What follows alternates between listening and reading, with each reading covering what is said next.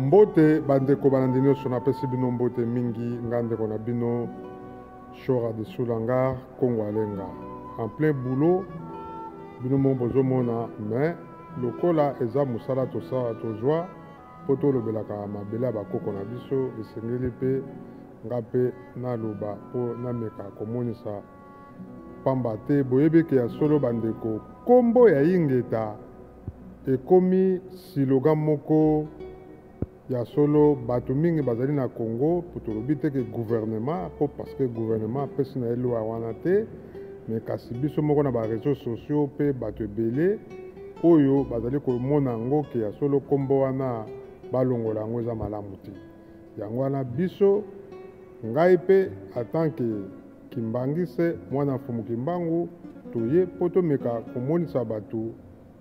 ke eloko oyo ezali kokende na mopepe ya malamu te bandeko na nga kombo ya ingeta ezali kombo oyo ebandi lelo te parce que bato balobala ya bokoko toyebaka yango biso tu toza na kati ya Congo toza kati na bokoko ezala numéro 1 ya mboka na biso la République démocratique du Congo président de la République Fachi Beton Félix Tshisekedi ye mpe azali na bokoko pamba te aza mpe na bakoko na ye bana oyo aboti bakobenga papa na biso Tshisekedi wa Mulumba koko donc Fachi Beton mpe aza na bakoko na ye ngai moko mpe nde nazali awa koko lenga koko na ngai bana ngai na boti bakobenga papa lenga koko donc biso tu toza na bakoko mama na biso honorable Pepito Kilala ye mpe aza na bakoko na ye bana oyo aboti bakobenga mpe mama na biso mama Clémentine koko donc biso tu bandeko na Congo mobimba na bapaster na bapoliticien toza na bakoko pamba te toza na bakoko na biso bapaster bakendaka kobala bakendaka koluka kosala mariage coutumier oyo ezali na bokoko donc banda bakoko na biso kombo ya ingeta ebanda uta bakoko na biso Dieu merci okoki jamais kopekisa mundele olobaka ebanda lelo kolobaka susu te Dieu merci to amen jamais kopekisa bamusulman bolobaka lisusu alakubala te donc ekosimba te mais ezali ça dépend ya motu ndenge azali kolobela yango bamusulman mosusu ya baterroriste balobaka alakubala na ndenge na bango nzambe merci ndenge oyo ede biso totie bombe wana ekei na dimension mosusu ya mabe bato mosusu basalaka baterroriste mosusu to tomonaka bapays mosusu oyo baya kobombardaka bapays mosusu lokola barussie baamérique bafrance bapays wana mpe balobaka Dieu merci parce que opesi biso makasi tobombarde mboka wana ndenge tomonaki banazi iteleka atakaka bafrance bapays ebele donc bato ya banazi basepelaki babike nzambe asungi bango ndenge moko mpe ezali ingeta bato basambelaka na bokoko ya solo balobaka ingeta lokola papa Simo Kimbangu Kiangani ingeta donc merci nzambe donc matondo mingi na tata mozalisi nzambe donc yango tobengi ingeta bokoko bato lelo bakomi kozula yango na ndenge na bango na ndenge ya mabe parce que bamoni ke ya solo ndeko oyo alingaka asala coup d'état Christian Malanga aza koprononce mo ya ingeta il faut kopekisa bamo wana ingeta aza malamu te non ingeta ezali na ndenge ya bokoko bakoko na biso baye koloba yango kombo wana ekoki kosila te tokokontinue yango parce que ezali kombo ya bokoko na biso ezali neti ozokopekisa mutu kolobaka lisusu pondu te ekosimba te parce que pondu ezali bakoko na biso bato bapeki kombo ya pondu donc so bakoko na biso balobaki tolobaka ingeta donc ezali siloga ya bakoko na biso mpona ndenge ya spiritualité ya bonzambe ya bakoko na biso yango bandeko débat wana ezali faux débat bandeko oyo basalaki tentative ya kosala coup d'état pardon wana etali bango na bambiso na bango bazalaki nango biso baye tozali kolobela bokoko to defandaka Fumu Kimbangu toza bana na ye mpo nga nazali mwana ya Fumu Kimbangu azali koko na ngai ti nalalaka nalamukaka naza na mutu mosusu te nasambelaka Fumu Kimbangu nasambelaka bakoko na ngai mutu moko to ko pekisa na kati ya Congo lo bakeno ko lo basu komba kimbangu te ndeko. En tout cas faut faire attention, kimbangu c'est notre envoyé ye mutaya na mabele wana héros national ya kati ya Congo zali kimbangu ya mibale akoyebisa bino ke ya solo bandeko drapeau ya Zaire bobosa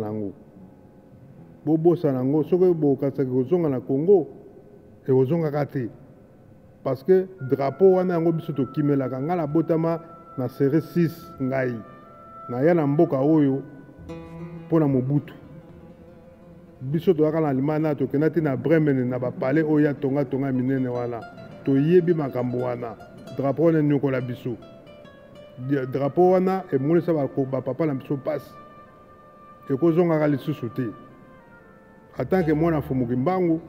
bandeko na nga na beti sete na likambo wana tosala erreur te. Constitution kutu ya biso ya mboka Congo kutu wana bato basala yango ba français baya batikela biso yango tosalaka te lelo eza ya biso te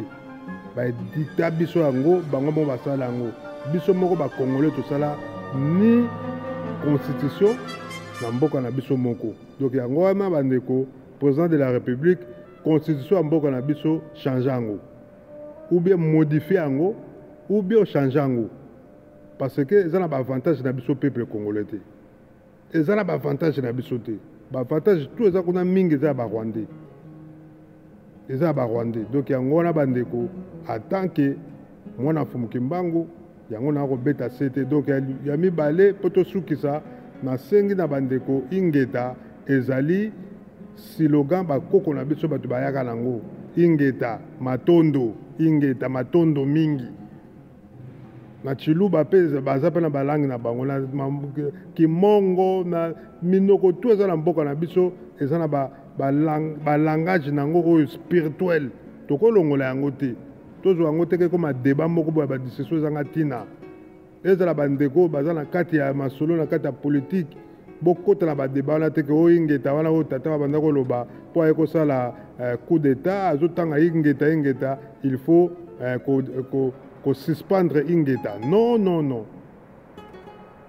Donc yango napesa exemple alakbala bato balobaka yango na deux dimensions baterroriste bazoloba yango mpo bango basali coup na bango batie bombe mais bato mosusu bakenda kosambela na bosolo na kati ya mosquée balobaka mpe alakbala eza ndenge moko bato balobaka amen que Dieu loué alléluia bamosusu balobaka yango na ndenge na bango mais bamosusu balobaka yango na logique asambele sila alobi amen tomonaka bapaster bazosala makambo ebele kasi yango wana bandeko tokenda yango na dimension mosusu te toyebaki ya solo esala polémique te ezala na bareligieux bapaster baprophète soki soi-disant bato nyonso tokolobela bonzambe bomema yango na débat oyo bokokenda yango te parce que bato nyonso balobela bokoko baza ndenge moko te ekokóma mpenza discussion na ndenge akosakana te yango nayebisi bino ke première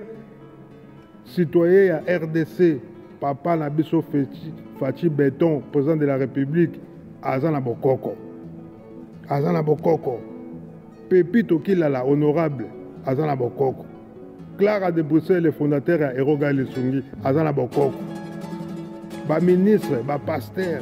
bapapa na biso toboti mpe bana na biso bakobota bakobenga ngai mpe kongo alenga koko.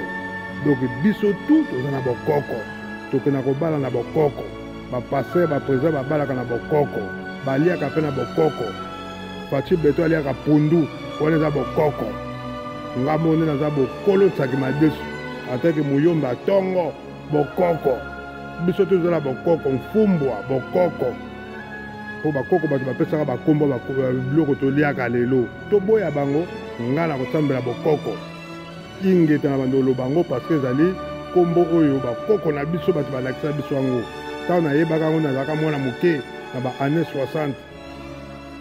alo moto akopekisanga ingeta aza te. Nzamba pambola bino partager vidéo. On est toujours ensemble. RDC mboka na biso drapeau Zaire kozonga te tozo continuer toujours constitution mboka na biso Faci Beton kendo ko toucher yango il faut ko changer ba changer yango parce que zaki pe ya biso pété ba français ba bayaka nango.